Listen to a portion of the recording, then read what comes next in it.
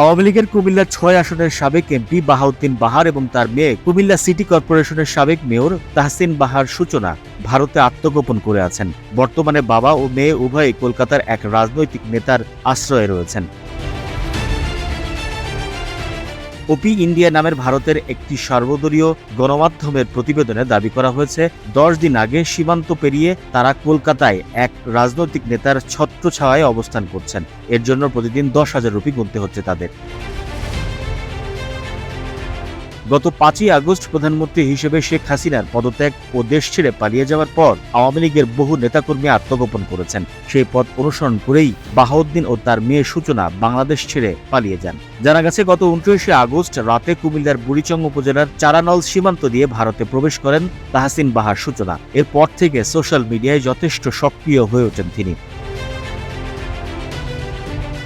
ভারতের ত্রিপুরা রাজ্যের বক্সনগর এলাকায় 2 দিন কাটিয়ে 31 তারিখে কলকাতায় ঢোকেন তাহসিন।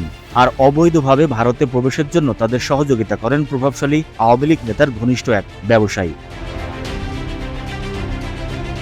ওপি ইন্ডিয়া তার প্রতিবেদনে জানিয়েছে, ভারত থেকে লন্ডনে গিয়ে রাজনৈতিক আশ্রয় নিতে পারেন তারা। উল্লেখ্য, গত 5ই আগস্ট শেখ হাসিনার দেশ ছাড়ার পরেই কুমিল্লার মনোহরপুর মৌসাফ বাড়ি এলাকায় বাহারের বাড়ি ভাঙচুর করে এলাকার একদল দুর্বৃত্ত।